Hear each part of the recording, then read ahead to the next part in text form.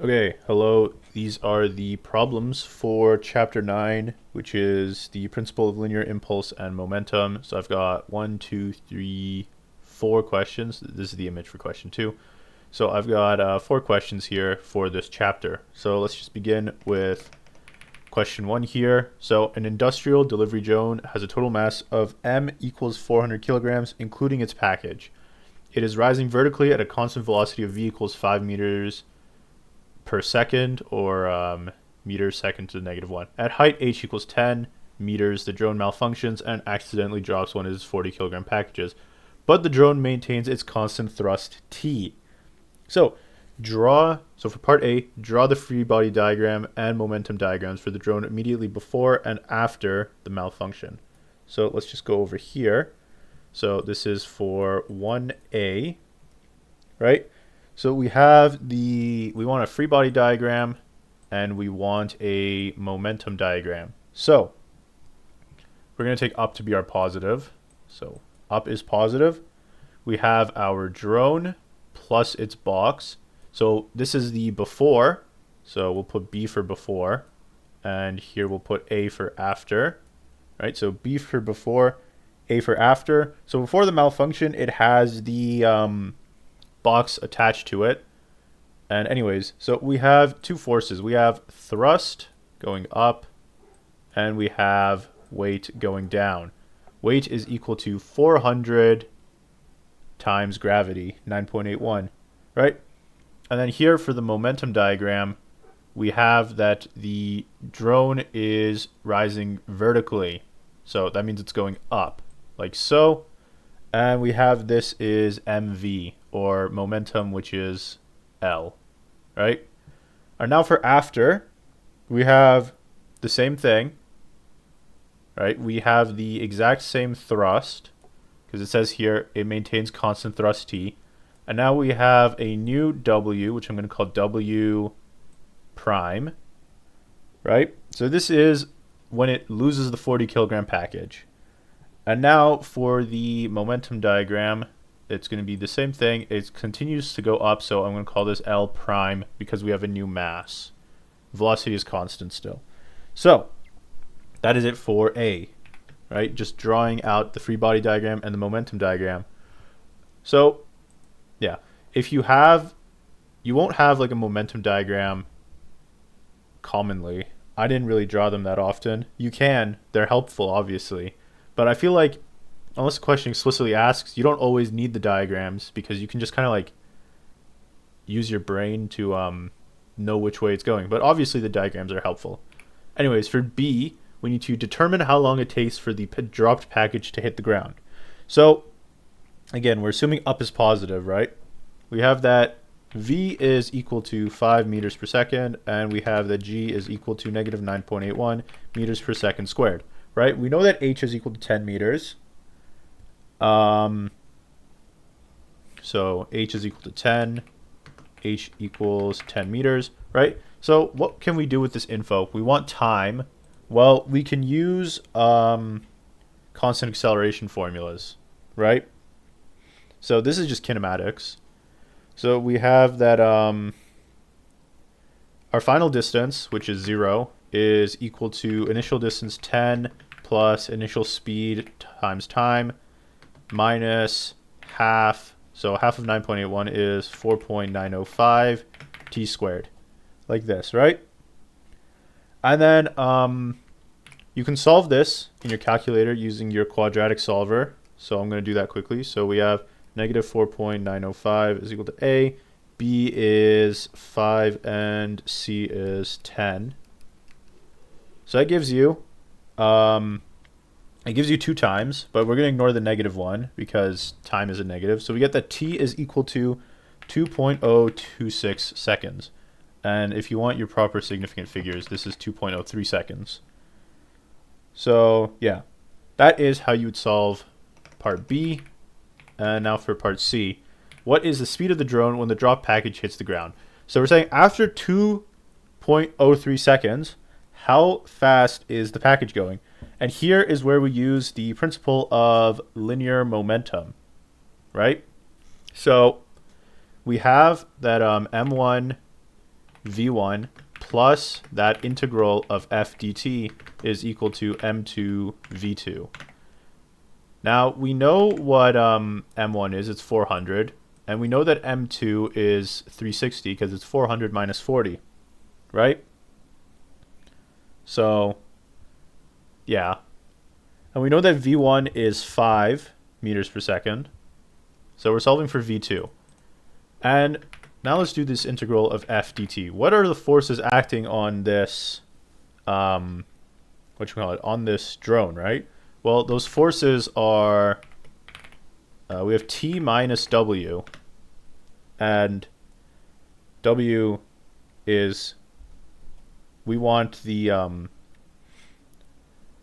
difference in weight, right? Because we have this weight and this weight. G is constant, so we would just have M total minus M package. We would be using this weight prime, right?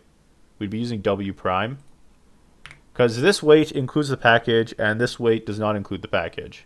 So easy as that, right? And also for this M1 and M2, these are the same, because I know I said they were different earlier, but that was a mistake. Because it's when the drop package hits the ground, that means we're considering when it's released. So at this exact snapshot is when it's released, right? So we would be having mass 1 as 400 minus 40, so 360. So to get this integral, it's just as easy as t minus w prime t, right? Because our initial time is 0. Like, it's from 0 to t, so 0 to t. This is what we get, right? Now we plug this into our equation above. So if I just take this equation, put it here, and then take this and replace this integral, like so, we can rearrange for v2, which if we do that, it's just divide by m2. So we get v1 plus this integral from 0 to t, so this thing, plus this divided by the mass, right? And so plugging in all our numbers, we get v2 is equal to, so v1 is 5, and then it's plus the integral thing, which is what? Yeah, this term over the mass, so it'll be, our weight we know is we can calculate thrust from here. So T is equal to 400 times 9.81. So T is 400 times 9.81, which is 3,924, right? And then we have a minus W prime. So we go 360 times 9.81. So this minus that, right? To give us our whatchamacallit, our new thing. Basically, we can consider the fact that T is equal to mg, right? Minus m prime g times time. And if we take out g, right, we'd get, if we take out g, we get m minus m prime gt. And we know m is 400, m prime is 360, right? So this just becomes 40 gt. G is 9.81. T in this scenario is 2.03. Like so, right? That's 20.3. 2.03, right? And then this is one term. And oops, I made that into italics by accident. Anyways, this is one term, like so. And we're dividing by, again, the new mass in scenario A. So we're dividing by m prime, also known as 360 kilograms, right? So this is how we would get V2. And this is equal to, so we go 5 plus this whole thing, so 40 times 9.81 times 2.03 divide by 360 gives us a velocity final of 7.21 meters per second, right? And that is the question. So we notice the sign is positive, right? Which means that the new velocity is upwards. Obviously, we knew that from our after diagram that it continues going up. So 7.21 meters per second up, if you want to specify like that, right? So that's question one. We brought in kinematics and we brought in the principle of linear impulse and whatever. Okay, so for question two, let us focus on this diagram now, right? So consider the pictured pulley system to the side where block A has a weight of 20 pounds, block B has a weight of 50 pounds. So this is weight, so this is already mg, right? But we might need mass, so keep that in mind. And we are in imperial, so gravity is 32.2 feet per second. So assume the blocks are released from rest, so V0 is 0, which means they also have no momentum at first. Throughout the problem, assume there's no friction and neglect the mass of the pulleys and cables. Graphically establish the datum lines, S in brackets, in case we have multiple datums, right? And key path lengths from the datum lines, i.e. the position coordinates for the system on the above figure. And also, we're dipping into B, but clearly indicate your chosen coordinate system. So we're going to do that in this part early on, just to simplify things. So the datum is, okay, I can make this thicker. That's nice. So the datum is going to be, remember from when we first learned pulleys, that was it chapter 6, constrained motion? I don't know if that's when we first learned datums. I think datums were actually in chapter 1. So a datum, but for pulleys specifically, you look for where it is directly hooked to the roof. So this is not hooked to the roof directly, but this is. So we just strike it through the center of the pulley here, and this is our datum, right? D for datum. Now we want to get, what else do we want? Path lengths and our coordinate system. So path lengths are going to be from the datum to where the blocks are. So we can have one path length here. I'm going to call this path length A. And we can have one path length to here. We can have path length B. Now, I know these look similar, right? But you cannot assume that they have the same length. So you have to give them separate. Unless it's explicitly stated, which it isn't, you have to assume that these are different lengths. And now finally for our coordinate system, I'm going to take up to be positive. So yeah, y is positive. So that is all for part A. Now for part B, we need to draw the appropriate free body diagrams and momentum diagrams for both blocks before and after release. So we have before and we have free body and momentum diagram. So B for before, of course. So here is A. I'll put this to side A. Before release, so if we look at it, on A there are two strings, right? That means there's going to be two bits of tension working on it. So we call it 2T. And then down, of course, we have W of A. So WA. And then I'm going to draw block B just right here to the side, B. Again, we have upwards, we have two ropes, so two tension.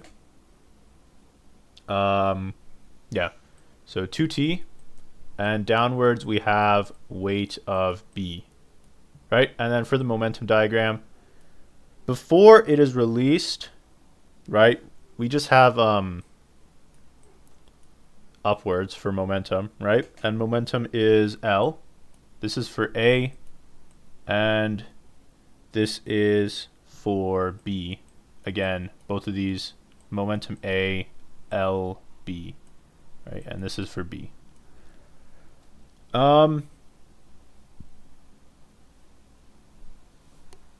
Yeah, so that's how that works. Specifically here, the mass, because this is a MV, right? Mass is W over G.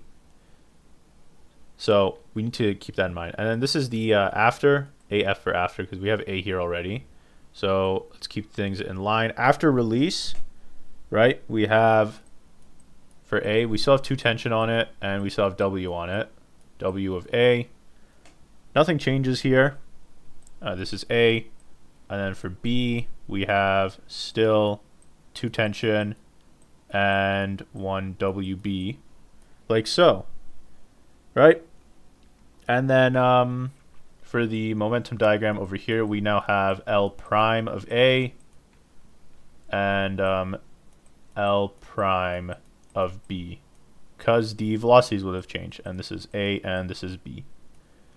Okay, so that is how you draw the free body diagrams and the momentum diagrams for B. So B is over here. And I can just quickly, oh, this should not be black. Just, yeah, B is over there. Okay, so on to C, right? We have, what is C asking?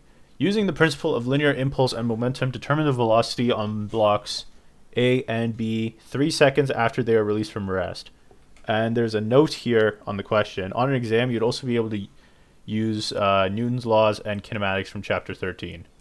Now, I think this is chapter 13 from the textbook that this course follows, because I don't remember if the textbook also had statics in it. So that would have been like the beginning chapters, and then those are not the numbers I'm using. Unless I forget what chapter 13 actually was. Okay, I can quickly double check what chapter 13 is. Kinetics of rigid bodies. Okay, no, that wouldn't be it. Yeah, so this is from when we did kinematics and Newton's law stuff. So anyways, we are solving it with impulse though. Impulse and momentum. So, let's begin. So we have our length equation, and I shouldn't be using L for length. I'll use S as length. If we look back here, right, we have A and B. So we have 2A plus 2B, right? Not at B, plus 2B. So we take the derivative, we get that 0 is equal to 2 VA plus 2 VB, and I'm going to cancel the 2's now because these don't matter. And then acceleration with 0 is equal to AA plus AB, like so. And I'm going to erase that arrow because it's going to get in the way anyways. So we know that using this, that VA and VB are, we assumed upwards, right? But they oppose each other. So if A goes up, B is going to go down. If B goes up, A goes down, right? So we'll leave it at that for now. Now let's use our linear impulse. So we have MAVA plus this integral of f dt is equal to, or wait, sorry. This is for A, for block A specifically. So this is V1 for A, and then it's equal to MA V2, like so, right?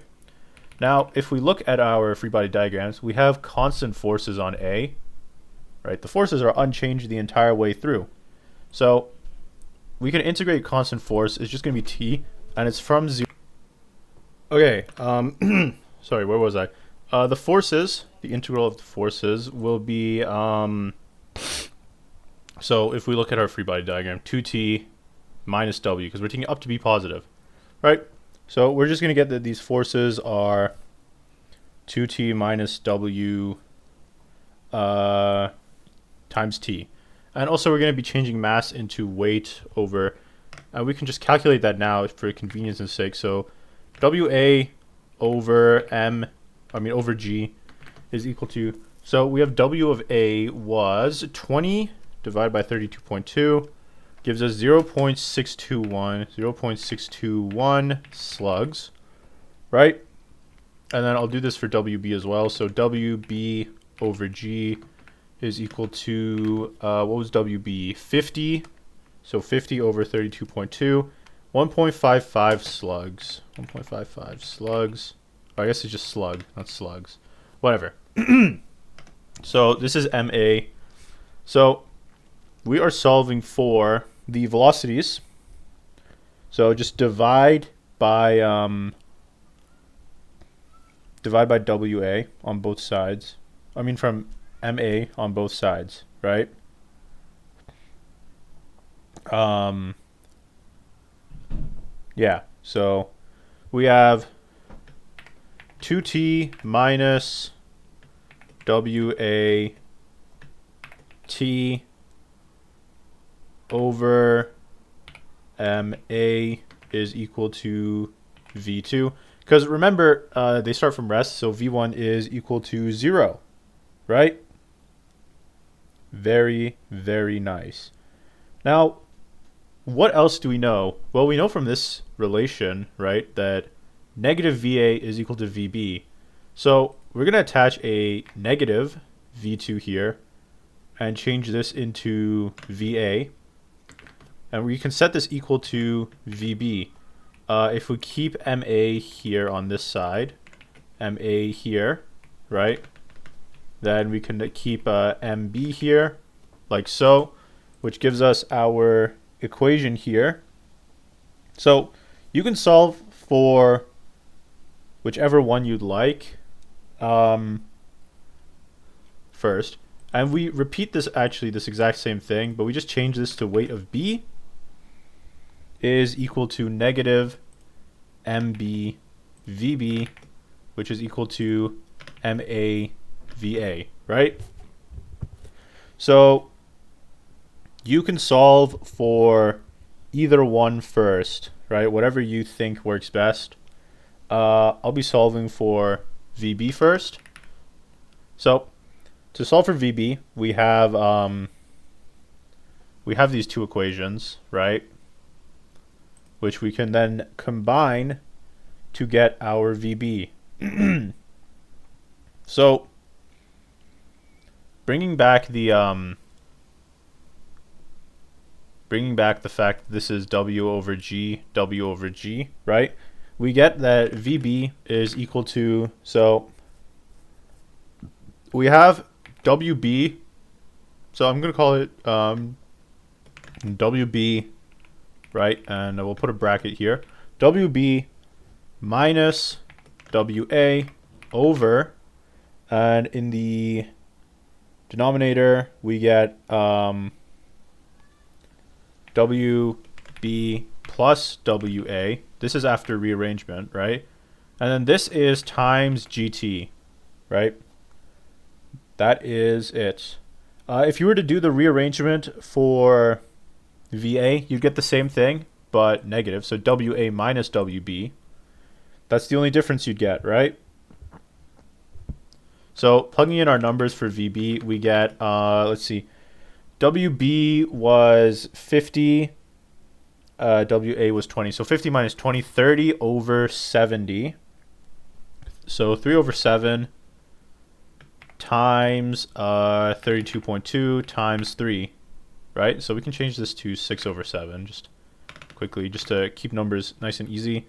So 6 over 7 times 32.2, which gives us, oh wait, sorry, that is not right. It is, yeah, 30 over 70 times 32.2 times 3. So don't make it into 6 over 7. That's not how, yeah, we don't want that. So it's equal to, it's supposed to be 9 over 7, not 6. Yeah, little algebra error. 9 over 7 times 32.2, which gives us 41.4 feet per second.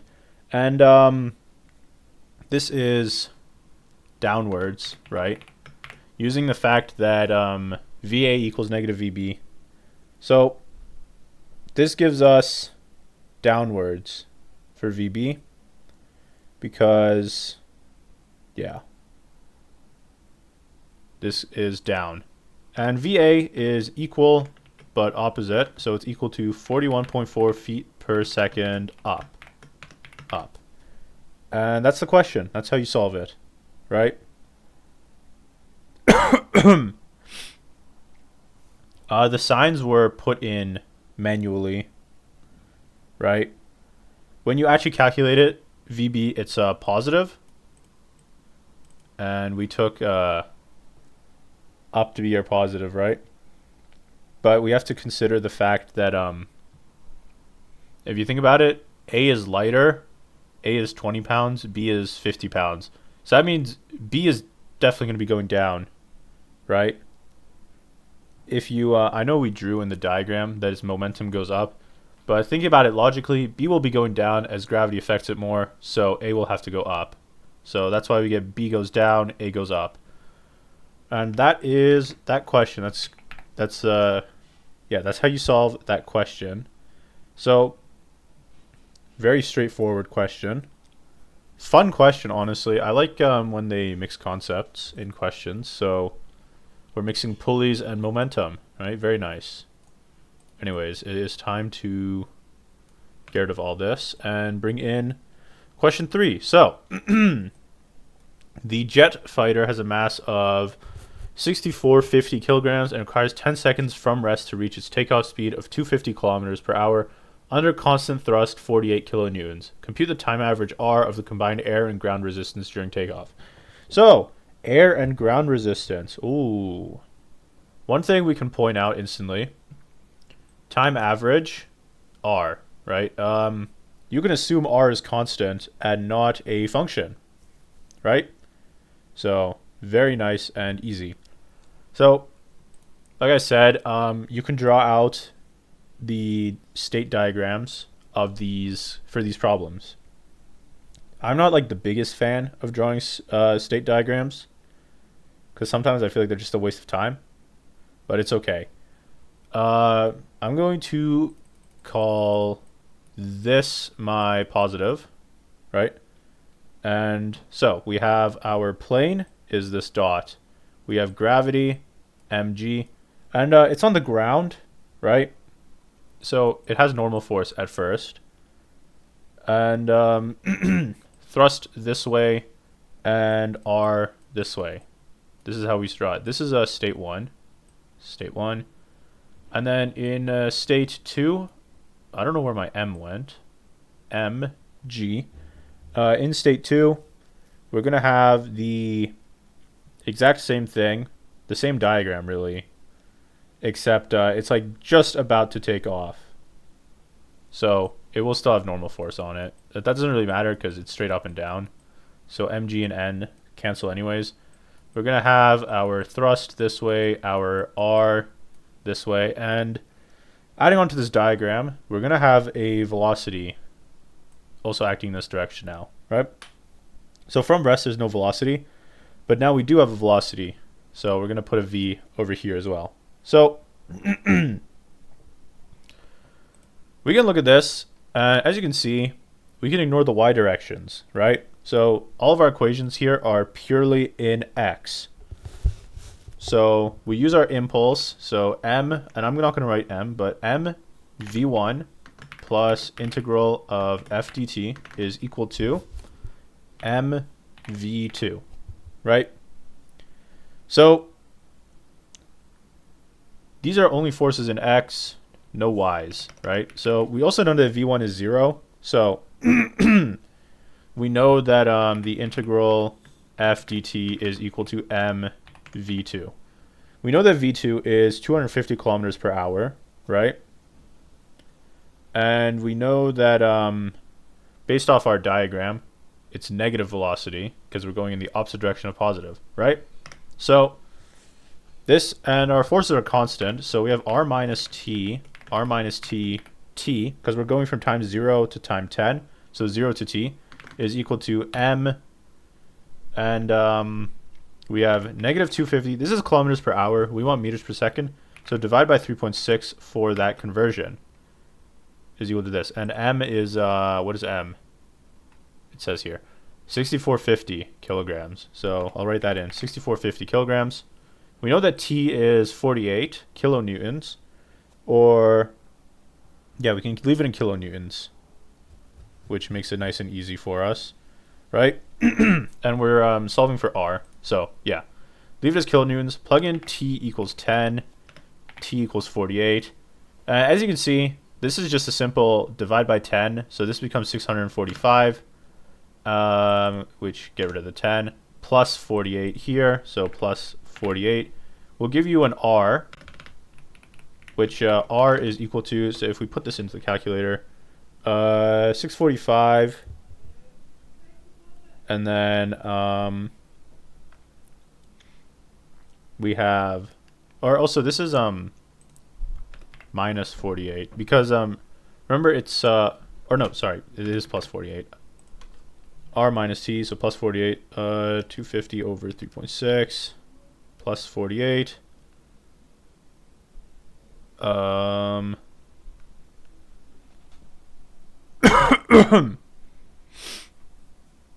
Yeah.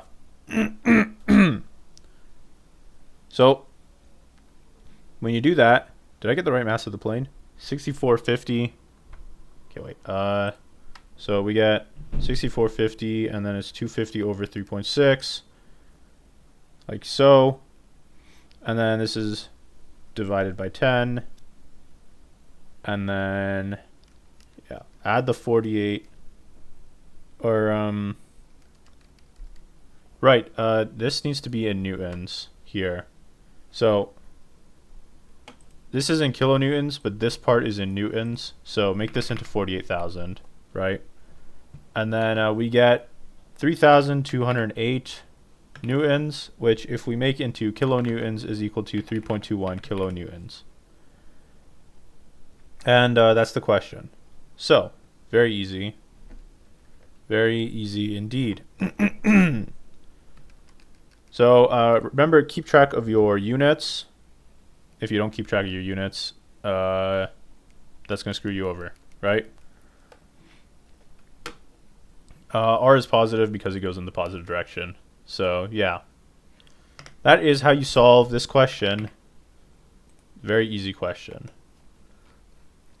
So, you could skip these diagrams as well, by the way. You can go straight to the calculations because, as you can see, this was like one line and then a second line because this was 0. So, it was one equation. R minus t times t is equal to mv. So yeah, that was a really easy example. The next one is a fun one though. So let me get that one. Yes, rocket ship. The third and fourth stages of a rocket are coasting in space with a velocity of 18,000 kilometers per hour. When a small explosive charge between the stages separates them, immediately after separation, the fourth stage has increased its velocity to V4 equals 18,060 kilometers per hour. What is the corresponding V3 of the third stage? At separation, the third and fourth stages have masses of 400 and 200 kilograms respectively. So third stage is 400 kilograms, second stage is 200 kilograms. So if we draw these out, we have like this and a line down the middle. We have a 400 kilogram stage 3 and a 200 kilogram stage 4 going at 18,000, so 18,000 kilometers per hour.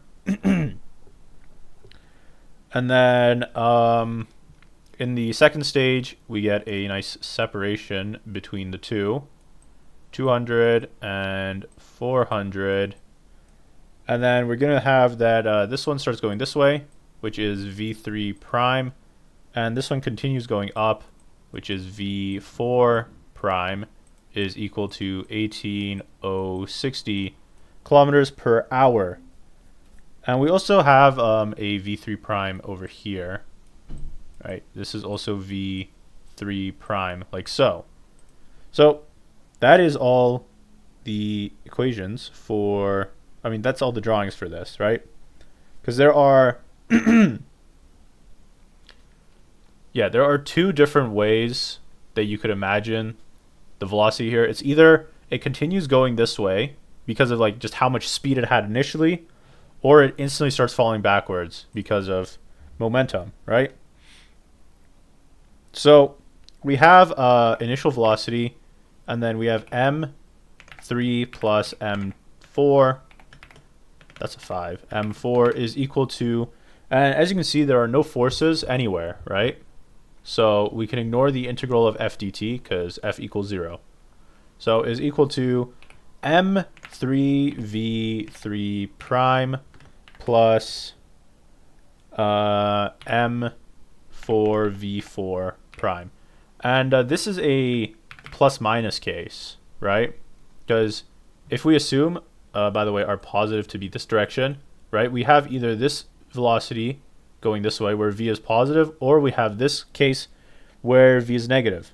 So solving for this, right, in the case where v is positive and where the case is v is negative, right, and these are both valid to do, we are solving for v3 prime, right? So we'll have 18,000 times 600, right? M4 is 200, so 600 over 200 is just 3, right?